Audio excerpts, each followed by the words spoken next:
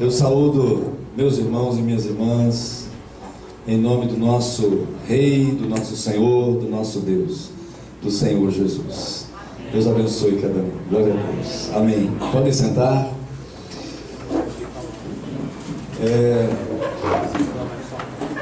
Estou muito feliz de estar aqui nesse aniversário da nossa igreja, porque Jesus é o nosso Senhor, nós somos o corpo dele. Então, eu estou aqui na minha igreja, do meu pai, dos meus irmãos.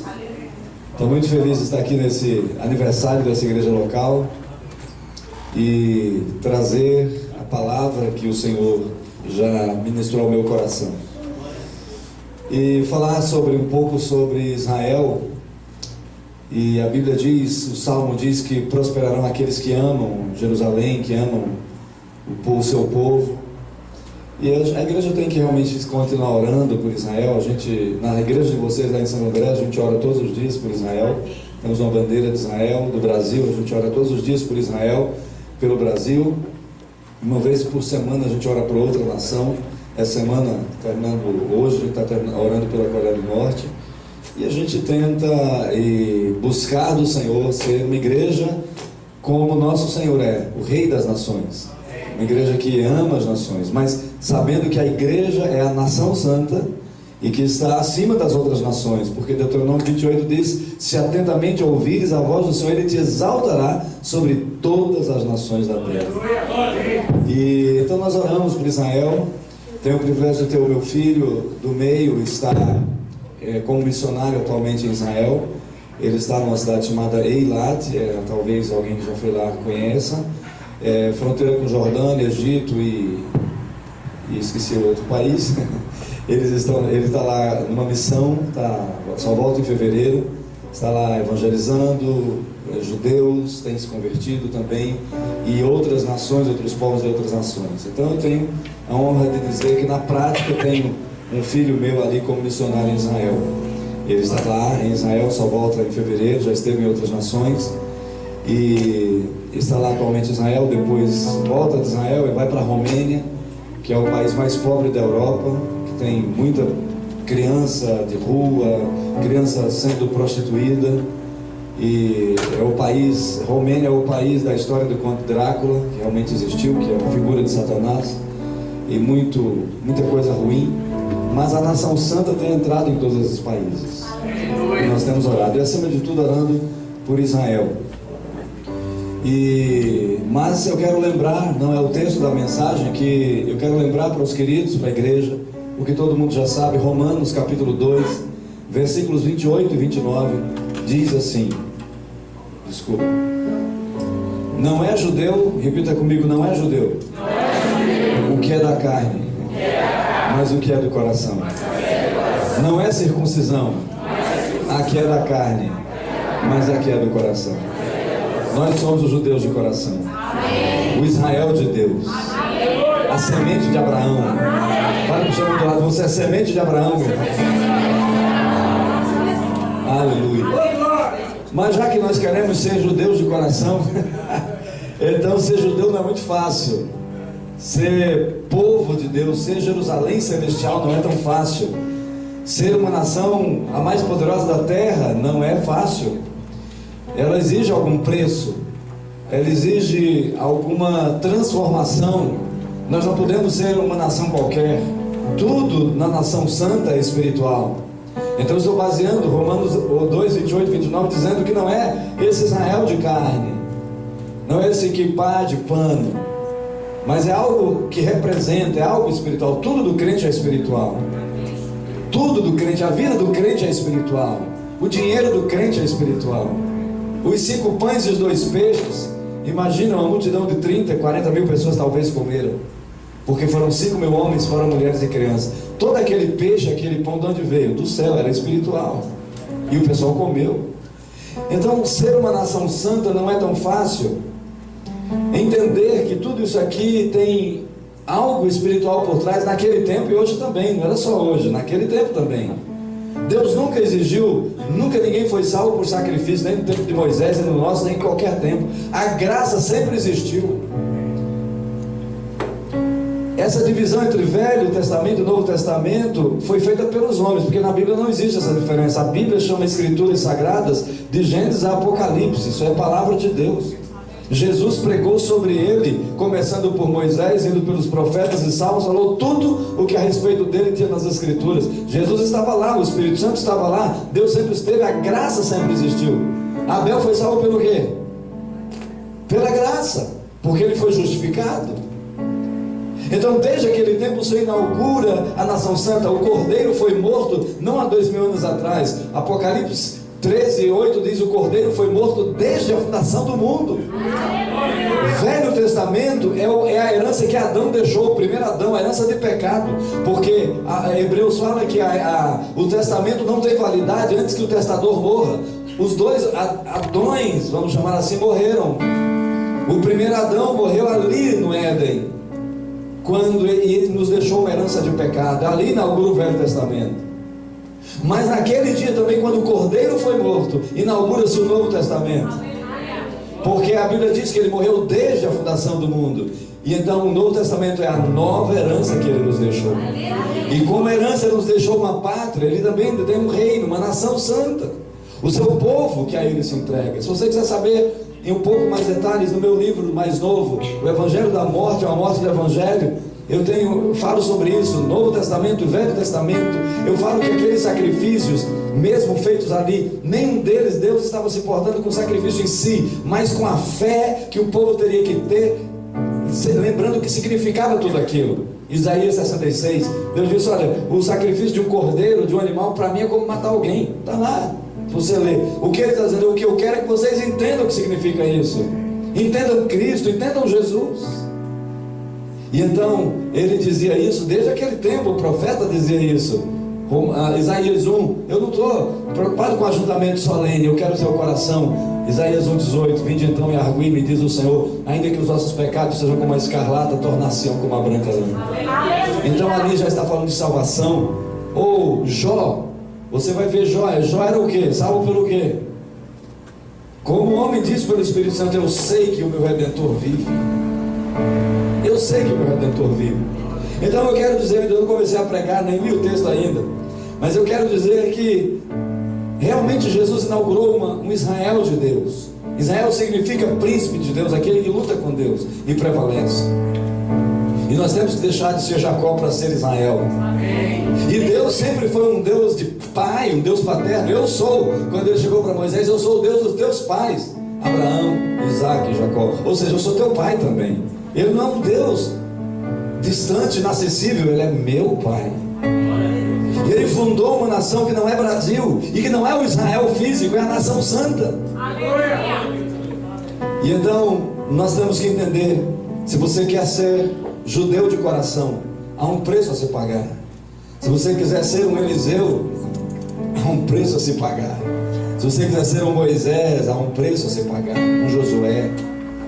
Então, se nós estamos aqui tentando aprender verdades do candelabro, verdades da arca, verdades do ofertório, verdades dos querubins no propiciatório, onde o sangue ficava no propiciatório, ou seja, substituindo o pecado do pecador. Se eu quero entender o que é ser o Israel de Deus, a nação santa, ser exaltado sobre todas as nações da terra, então, se eu quero entender isso, Deus está pronto a nos dizer. E eu quero trazer o texto de um homem, grande homem de Deus, chamado Elias e Eliseu, dois grandes homens de Deus, dois israelitas espirituais, dois homens que nos dão algum exemplo poderoso de como nós devemos ser. Você está pronto? Amém. 2 Reis capítulo 2, Novo Testamento de 2 Reis.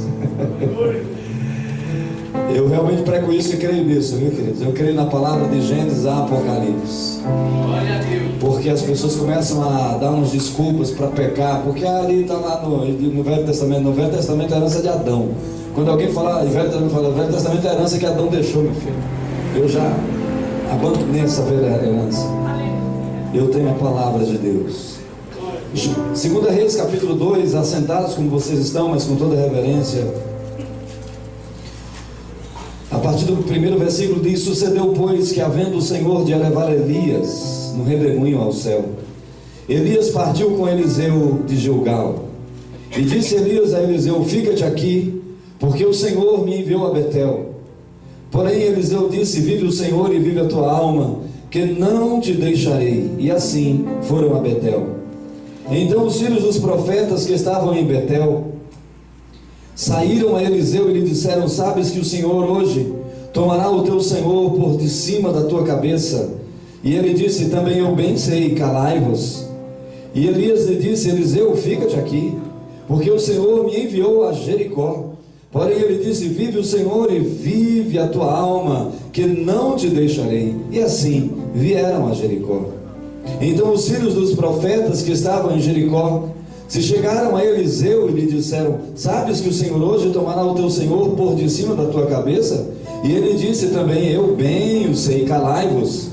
E Elias disse: fica-te aqui, porque o Senhor me enviou ao Jordão.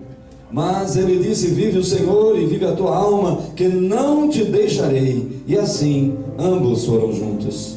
E foram 50 homens dos filhos dos profetas, e de longe pararam de fronte, e eles ambos pararam junto ao Jordão. Então Elias tomou a sua capa e a dobrou, e feriu as águas, as quais se dividiram para as duas bandas, e passaram ambos em seco.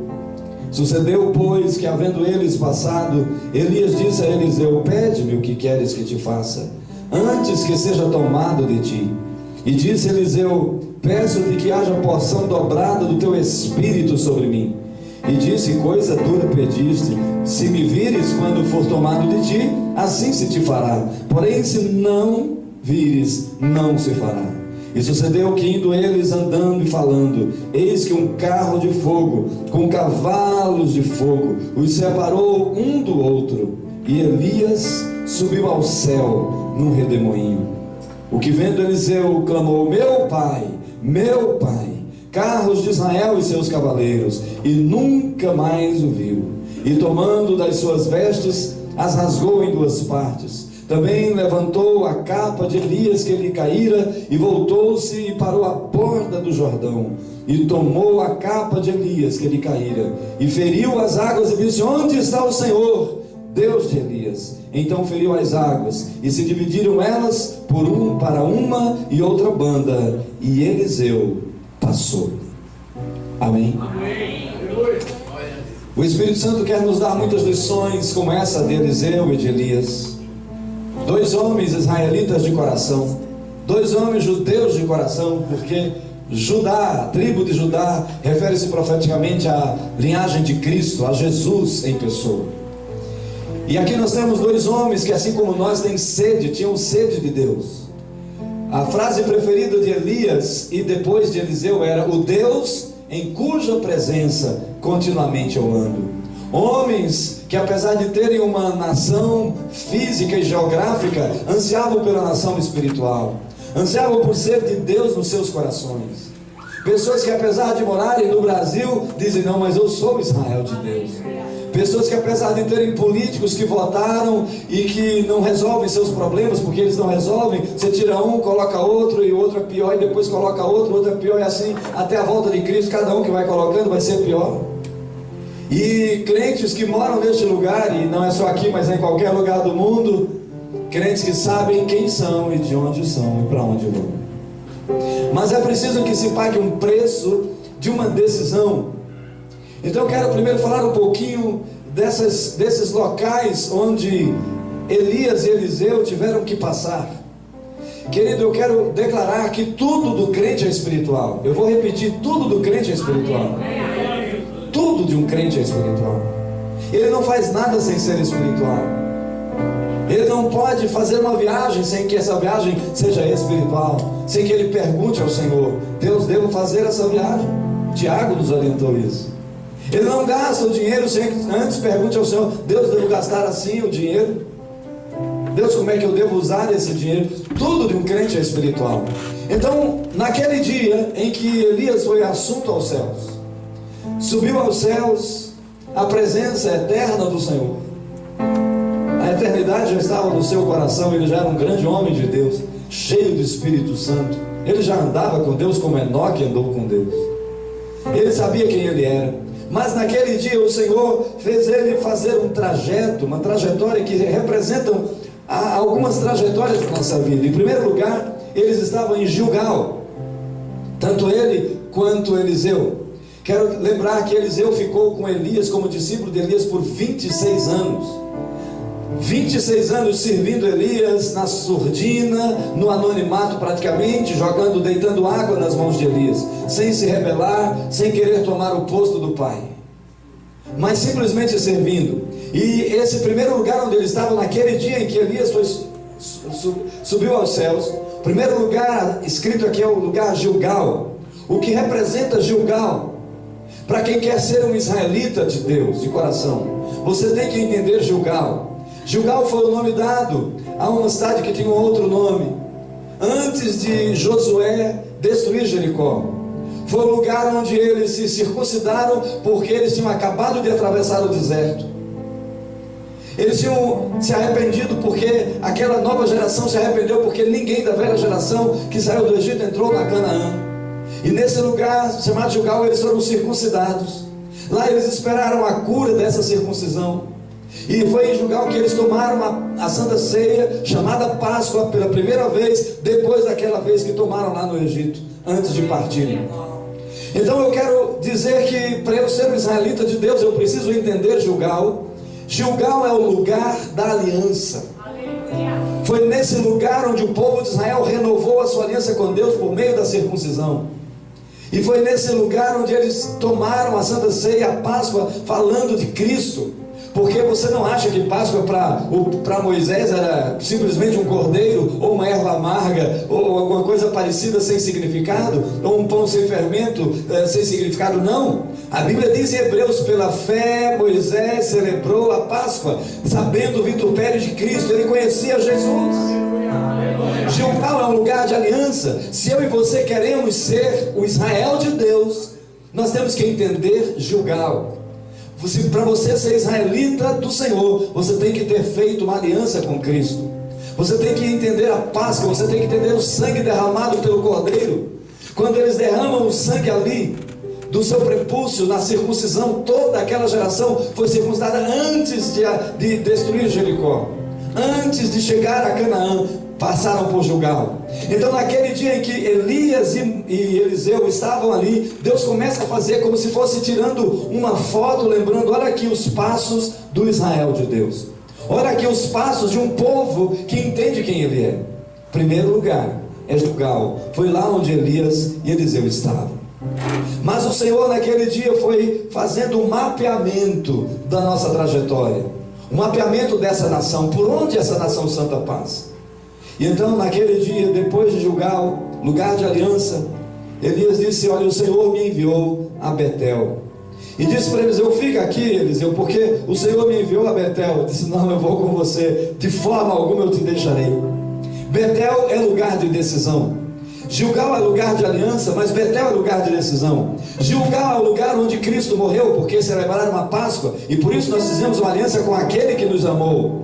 Mas Betel é o lugar onde eu declaro o meu amor àquele que me amou. Betel é o lugar, foi o lugar onde antigamente era luz, apenas uma coisa intelectual, apenas luz, e transformou-se em Betel, porque ali houve uma escada, numa visão de Jacó. Os anjos de Deus subiam e desciam por essa escada é Cristo. Fala-se de acessibilidade. João 1,51, Jesus fala que o sonho de Jacó interpreta que aquela escada era ele mesmo. Ele disse: vereis os céus abertos e os anjos de Deus subindo e descendo sobre o Filho do Homem. Betel foi um lugar de decisão. Betel foi o lugar onde Jacó se converteu, onde quando Simeão e Levi mataram todos os homens de Siquém, Deus, e eles tiveram que fugir ali, Deus fala: volta para o lugar onde a primeira vez eu te encontrei e onde você tomou uma decisão. E foi quando ele voltou para Betel que Jacó lembrou da sua decisão, e ele reuniu toda a sua família pela primeira vez e disse: é o seguinte, vamos jogar fora todos os nossos ídolos. E eles enterraram os ídolos ali, abandonaram os ídolos e tomaram uma decisão, porque Betel significa casa de Deus. Tomaram uma decisão de deixar e permitir Deus viver neles.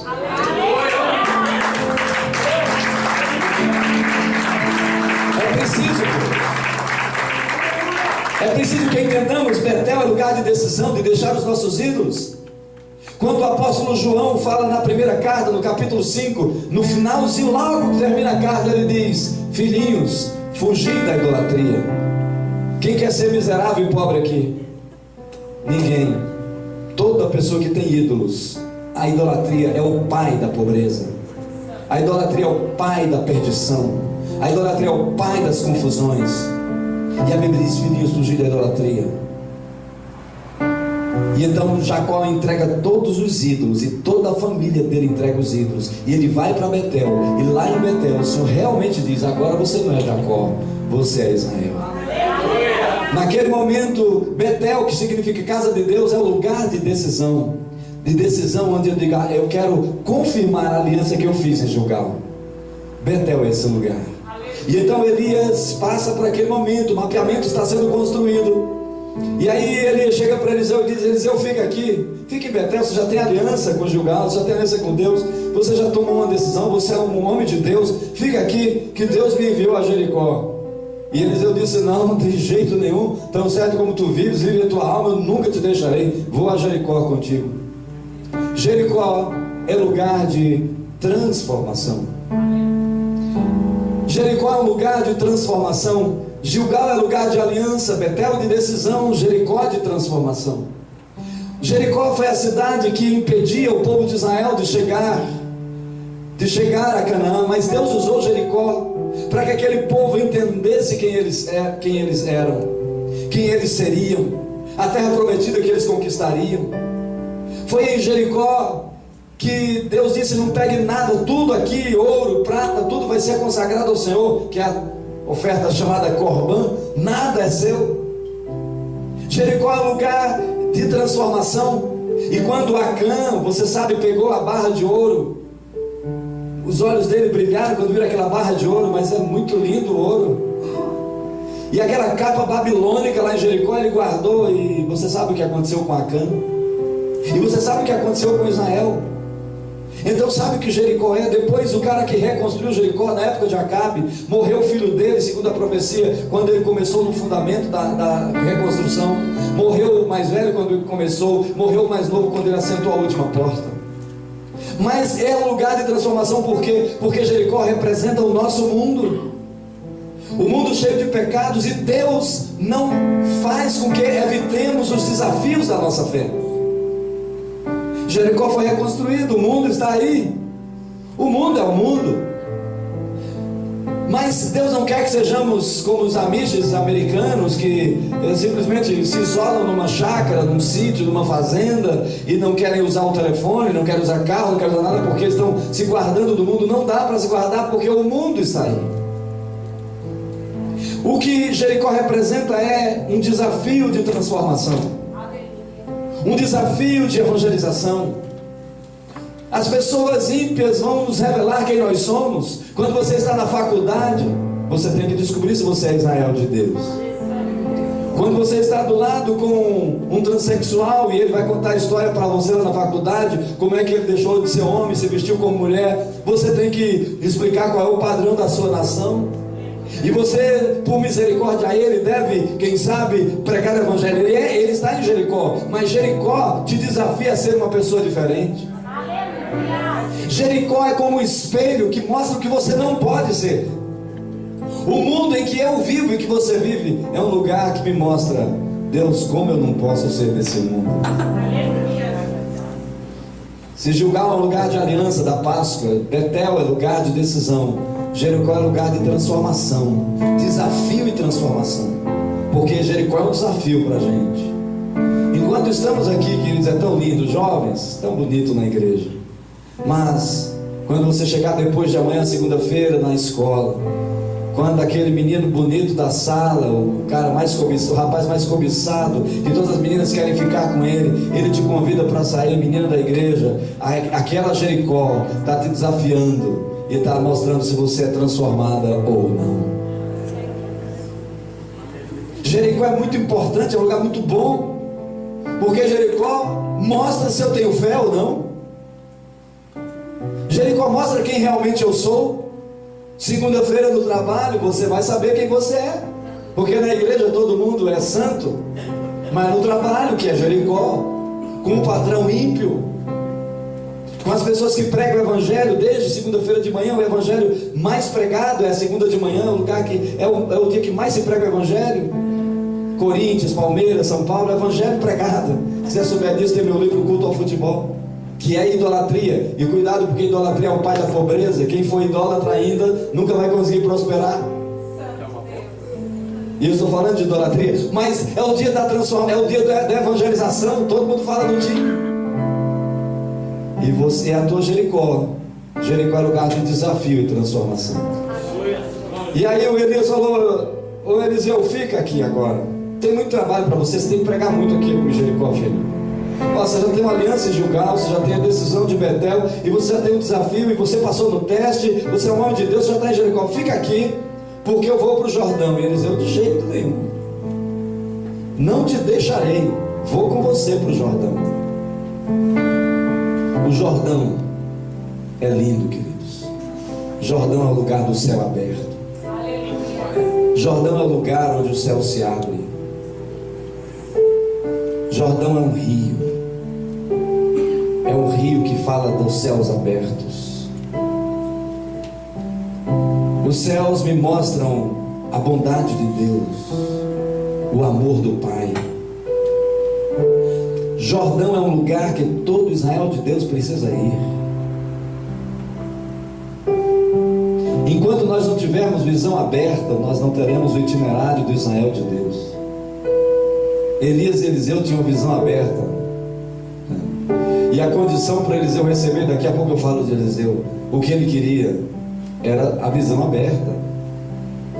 Você tem visão de quem é você? Jordão é lugar de céu aberto. Você consegue ver o céu aberto sobre você? Ou você só consegue ver Michel Temer? Eu quero declarar que Michel Temer não é presidente da nossa nação. Ele é presidente do Brasil, mas da nação santa ele nunca foi nem nunca será. Lula, Dilma e companhia limitada. Aleluia. Lula nunca foi presidente da nossa nação, a nação santa. Ele foi presidente do Brasil, mas não da nossa nação. Jordão é lugar onde você enxerga a sua nação. Jordão é um lugar que você enxerga os céus abertos, e depois de você conseguir enxergar, você recebe porção dobrada. Eliseu não queria perder aquilo por nada. Eliseu não era um religioso sentador de banco de igreja. Eliseu queria mais do que ficar nas aulas da escola profética de Elias. Ele era aluno da escola de profetas. O seminário de Elias devia ser muito concorrido, professor daquele. Mas Eliseu queria mais. Ele tinha uma aliança em Gilgal, uma decisão por Jesus em Betel, um desafio e uma transformação em Jericó. Mas ele queria os céus abertos do Jordão. Por isso que o Jordão aberto ali representa a abertura do céu. Por isso que quando o povo teve que passar, antes de entrar em Jericó e destruir Jericó, antes de Deus tirar o empecilho para Canaã, o Jordão foi aberto. Quando os sacerdotes pisaram, o Jordão se abriu para o povo passar. É lugar de abertura. É lugar que tudo estava fechado, mas um dia Deus abre. É um lugar como nós cantamos hoje, que as correntes se quebram. Talvez para alguns aqui as correntes ainda estão muito fortes, muito trancadas, trancando sua vida talvez durante 10 anos, 20 anos. Parece que nada acontece até você chegar no Jordão. Porque foi no Jordão que os céus se abriram e o papai falou assim, e João Batista ficou: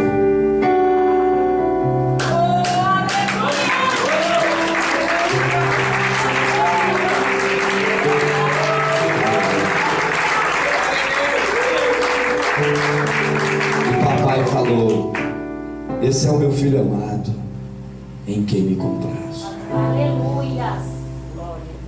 E ele ouvindo, nos céus abertos você ouve a voz do Pai. E o Espírito Santo desceu em uma forma corpórea de pomba. Devia ser muito lindo. Você Você imagina o cenário daquele lugar no Jordão? Você imagina aquele povo que estava sendo batizado por João Batista, como foi impactado por aquele cenário? Eliseu não queria perder aquilo por nada. Os profetas, alguns ficaram em Gilgal. Não, já aceitei Jesus, Gilgal. Tem uma aliança já. Outros já foram um pouco para Betel. Não tomei decisão de ser um homem de Deus, de ser Israel, não mais Jacó. Larguei a idolatria. E ficam fechados na sua Betel. Mas depois de Betel, você que tem uma aliança tem que ir para Jericó, porque é um lugar de desafio, confronto e transformação. Porque as pessoas de Jericó estão precisando de nós. As águas amargas de Jericó estão precisando do nosso sal. Mas para eu fazer tudo isso, para eu confirmar essa aliança de Gilgal, continuar decidido como em Betel e sendo transformado a cada dia em Jericó, eu preciso dos céus abertos do Jordão. E então, quando Elias abriu o Jordão com seu manto, e o manto não fala do manto de poder, mas fala do poder do manto. O poder de Deus que estava no manto. Por isso que eu falo poder do manto. Não era um manto poderoso, era o poder no manto. Não é o manto que é poderoso, é o poder de Deus que fez o manto tocar naquelas águas e dividirem. E ele dividiu e ficou ali, e Eliseu ficou ali. Já passou por todo aquele mapeamento. Você já passou por Gilgal. Você sabe que tem uma aliança. Você celebra a Páscoa. Você sabe quem é Jesus. Você está debaixo da nova aliança. Você já deixou de ser Jacó em Betel. Você já tem Betel, acessibilidade, decisão. Você sabe que vive no mundo, mas não é do mundo. Jesus diz: vocês não são desse cosmos, como eu desse cosmos não sou. João 17:16. Você já está em Jericó, você está nesse cosmos, está nesse mundo, está nesse Brasil, está nesses lugares, mas o seu coração não é daqui. Alguns já chegaram ali, mas outros, poucos, estão além do Jordão, com os céus abertos. E aí o Elias perguntou a Eliseu: bom, você foi para todos esses lugares, entendeu o mapeamento, você me pede o que você quer, antes que eu seja levado aos céus. E Eliseu disse: eu quero porção dobrada do teu espírito. Alguém pensa que Eliseu está muito orgulhoso com essa palavra? Não, ele está muito humilde com essa palavra. Porque Eliseu está dizendo: eu preciso de porção dobrada para realizar o que você fez. Eu preciso de porção dobrada. O que você fez com metade, eu só posso fazer com duas porções. O que você, com sua vida com Deus, fez, eu me conheço. Eu sei que eu preciso de dupla porção para fazer o que você fez. E então, queridos, Elias falou: você pediu uma dura coisa, mas se você me vir, quando eu for tomado, você recebe. Se você não me vir, você não recebe. Significa, pastor, que o problema está na visão, que a solução está na visão, que a bênção está na visão, que a maldição está na visão, que a vitória está na visão, que a derrota está na visão, que na visão está o bem e o mal. Se você vir, recebe. Se não vir, não recebe. Você conhece aquela história de Mical? O problema dela era a visão. Ela viu Davi dançando e achou que Davi ficou com ciúme do marido, achou que ele dançou meio popular, ele era um rei. A visão. E ela falou alguma coisa ali que não... A partir dali, a esterilidade entrou. Nunca teve filho. Quem tem problema de visão é estéril. Sabe por que a gente não prospera como Mical? Por causa da visão. Mas eu quero te falar um pouquinho de Eliseu, porque Eliseu era um israelita de Deus. Nesse aniversário da igreja nós estamos falando de ser um israelita de Deus. Eliseu é o exemplo da verdadeira liderança. E a liderança tem alguns passos. Em primeiro lugar, Eliseu sabia quem ele era. Você quer ser um israelita de Deus? Saiba quem você é. Quem você é? Tem gente que não sabe quem é. Tem gente que não sabe o seu valor. Tem gente que não sabe de onde veio, qual a sua origem, qual o propósito da sua vida, que passos deve dar na sua vida. Quem é você? O verdadeiro líder sabe quem ele é. Elias, eu sabia, eu sou filho. Os outros profetas não achavam que eram filhos de Elias, mas Eliseu sabia que era. E se eu sou filho, eu sei quem eu sou. Quando Deus chegou lá no Monte Sinai para falar com Moisés, outro grande israelita de Deus, Êxodo 3 e 4, você encontra o relato da cura da alma ferida de Moisés. E Deus chega para Moisés e diz: Moisés, olha, eu vi a aflição do povo e é você o cara. Você é o homem que eu escolhi, o filho que eu escolhi para livrar o povo de Israel. Primeira pergunta, questionamento de Moisés: quem sou eu? Não sou ninguém. Estou tão frustrado, Deus. Não sei nada. Faculdade que eu fiz no Egito não deu certo. Meu casamento está uma droga. Meus filhos, nem tenho muito contato com eles, o Gerson e a Eliezer. Quem sou eu, Deus, para ir? O verdadeiro líder sabe quem ele é. Eliseu sabia quem ele era. Você sabe quem você é? Se você não sabe quem você é, então você não é israelita. Você pode usar o kippá, o talite, você pode trazer o candelabro. Uzá não sabia quem ele era, porque ele segurou aqui e depois segurou lá dentro. Ele não sabia que um filho deve ter reverência para com o pai. Ele não sabia nem o que o pai dizia, talvez ele nem conhecesse a história. É uma coisinha qualquer, uma arca qualquer. Ele não sabia nem para quê. As argolas e as varas. Às vezes nós não sabemos quem nós somos. Se você não sabe quem você é, você não é israelita. Pode brincar de judeu, mas não é judeu. Judeu de verdade sabe quem ele é. O maior judeu do mundo chama-se Jesus. E ele sempre soube quem ele era. Abraão, grande homem de Deus, sabia quem ele era. Pai das nações. Um crente que não tem vergonha até de orar, não é israelita. Não é judeu que é de carne, mas o que é de coração. Você sabe quem você é. Segundo lugar, um verdadeiro líder, ele sabe para onde ele vai. Os outros profetas ficaram: fica aqui, você não sabe que ele, seu Senhor vai ser tomado? Eu sei, calados, eu sei para onde eu quero ir. Eu sei onde eu quero chegar. Eu não quero ficar só em Gilgal, eu já tenho Jesus. Eu sei quem é Jesus, eu já celebrei a Páscoa em Gilgal. Eu já fui para Betel, eu sei. Eu conheço Betel, eu tomei a decisão. Eu não sou mais Jacó, eu sei quem eu sou Israel. Eu também sei da minha importância em Jericó, na faculdade, no comércio, sei lá onde for. Eu sei dos desafios, dos confrontos, dos enfrentamentos, mas eu sei do apoderamento que Deus me deu em Jericó para eu fazer a diferença. Mas, querido, eu sei onde eu quero chegar. Eu quero chegar mais além. Eu quero chegar onde tem os céus abertos. Eu quero ver Deus. Eu não quero ficar sentado em banco de igreja a vida inteira. Eu não quero ser... O meu Jesus me disse: quem crê em mim fará as obras que eu faço, ainda maiores fará, porque eu vou para o Pai.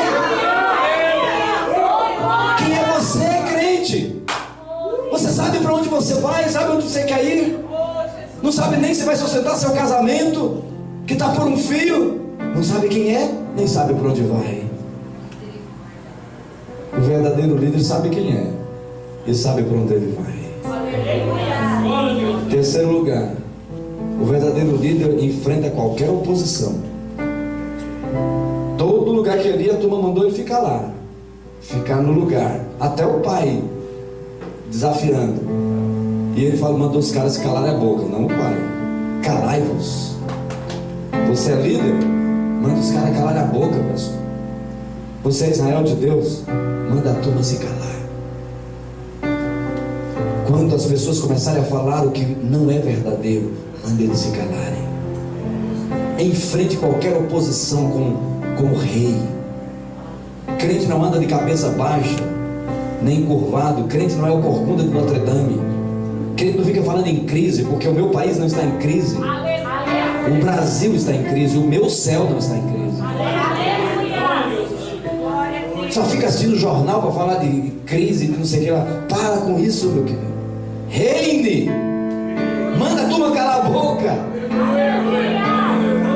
Porque o texto diz que vão pegar na roupa do judeu e dizendo: o que você deu? Eu quero. E você é o judeu que a turma tem que pegar na roupa.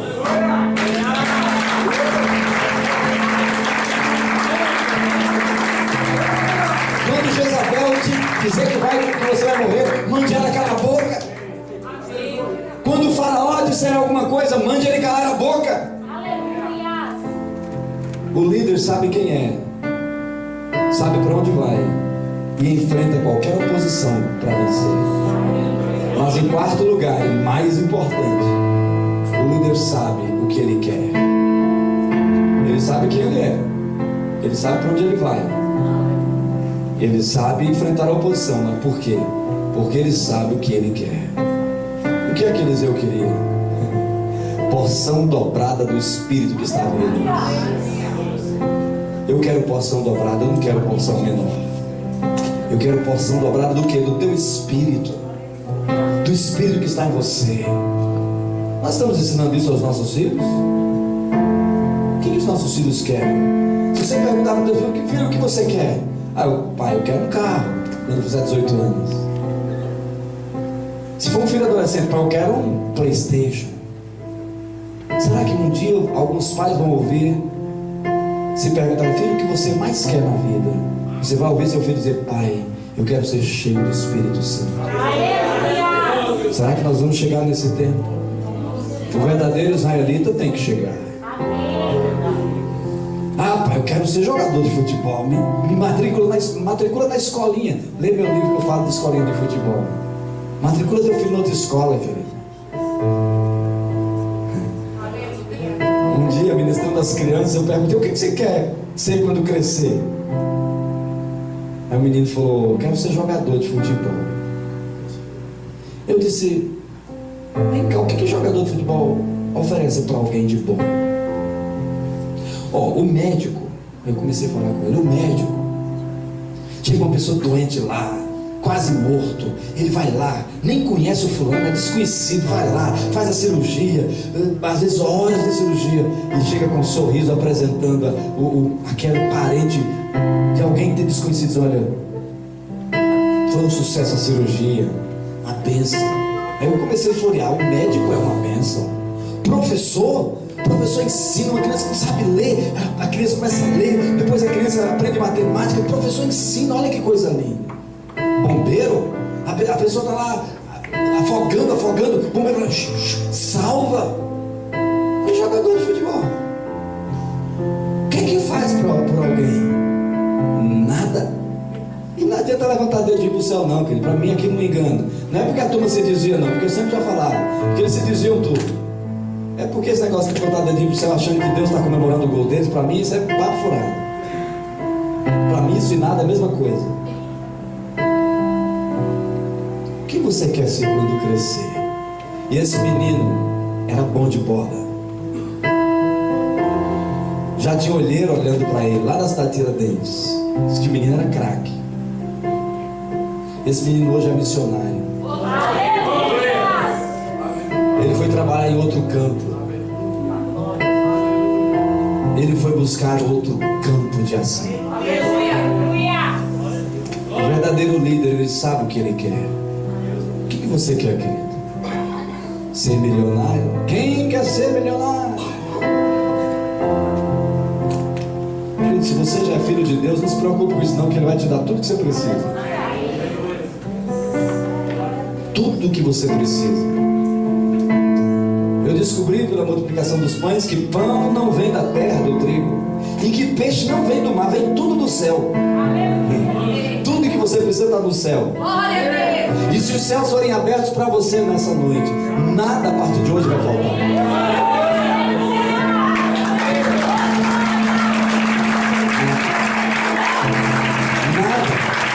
Nada vai te faltar.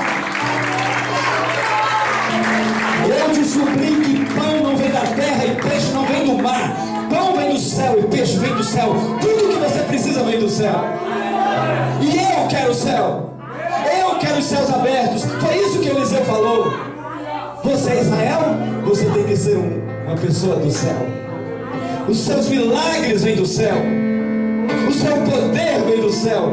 Fique em Jerusalém, até que do alto sejais revestido de poder.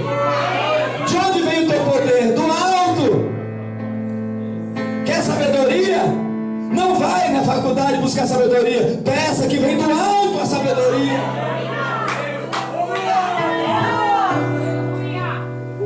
Tudo vem do céu. O verdadeiro líder sabe o que ele quer. Nós temos que saber o que queremos. Quando Deus chegou para Abraão e disse: você é Abraão, não mais Abrão, pai de muitas nações. Olha para o céu. De lá vêm os teus filhos, mais numerosos que as estrelas dos céus. Tudo que você precisa vem de lá. Não é judeu que é de carne, mas o que é de coração. Não é circuncisão que é de carne, mas a que é de coração. Deus fez um mapeamento da minha história, de Gilgal ao Jordão. Deus está fazendo um mapeamento da tua vida. Onde você parou? Você parou em Jericó, está quase desviando. Eu quero dar uma notícia triste. Se você parar em Jericó, você se desvia. Você precisa concluir a jornada até o Jordão, porque lá no Jordão nunca mais você vai se desviar. Porque no dia que você vira os céus abertos, você recebe porção dobrada. Você vai ser chefe. Porque Eliseu começou a ser chefe dos profetas depois do Jordão, porque o poder de Elias estava nele. Eliseu é o retrato, a foto, a imagem de um verdadeiro judeu de coração. Que seja nessa igreja aqui, nessa igreja, na sua vida, na minha vida, que a palavra que está ardendo no meu coração arda no seu coração. E se você parou em Gilgal, é um lugar muito bom, aceitou Jesus em Gilgal, você tem que prosseguir até chegar no Jordão. Porque do Jordão você vai fazer toda a caminhada de volta. Você vai abençoar Jericó, você vai abençoar Betel, você vai voltar a Gilgal, você vai fazer de novo, você vai e volta. Tudo depois do Jordão, dos céus abertos. Você pode até depois do Jordão ir para o deserto. O diabo em pessoa vai te tentar, e você vence, porque você venceu lá no Jordão. Quando o diabo disse: tu és filho de Deus, Jesus caiu na unção do riso. Mesmo 40 dias sem comer, sem beber, doendo tudo, ele caiu na unção do riso. Se eu sou filho de Deus, acabei de ouvir no Jordão, os céus abertos, esse é meu filho amado.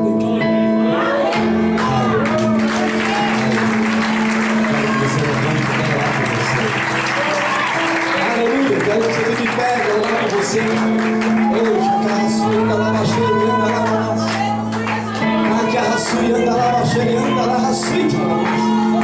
Você é Israel de Deus, comece a adorar o Senhor. Nós estamos no Jordão. Eu profetizo que nós estamos no Jordão, nesse lugar, que os céus não vão se abrir, os céus já estão abertos nesse lugar. Eu profetizo, declaro e decreto pela palavra de Deus, que se você deseja, como Eliseu desejou, os céus já estão abertos neste lugar. Eu profetizo sua visão aberta. Eu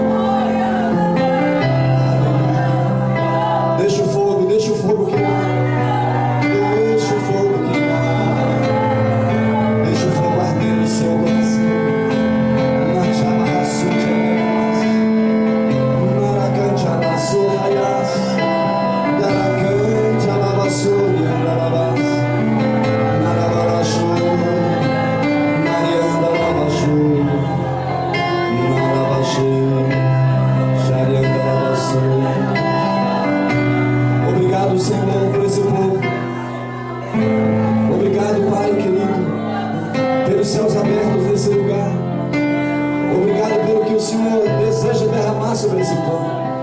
Obrigado pelo que o Senhor deseja derramar sobre esse povo. Obrigado por aqueles em que o Senhor deu uma porção poderosa nessa noite. Obrigado pela estratégia do Senhor nessa noite. Obrigado, Senhor, pelo teu povo, pelos teus filhos, pastores deste lugar. Obrigado pelos teus anjos voando neste lugar, dando curas e mensagens e profecias neste lugar. Obrigado, Senhor. Obrigado, Senhor. Continue adorando, Senhor. Não pare de adorar o Senhor.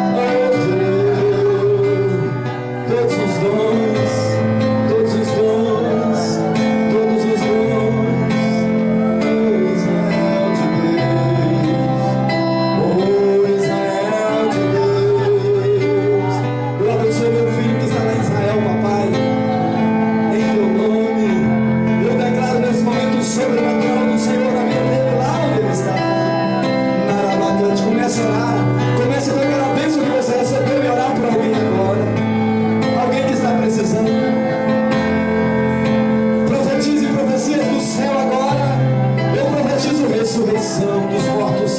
Eu profetizo ossos secos revivendo. Eu profetizo um avivamento.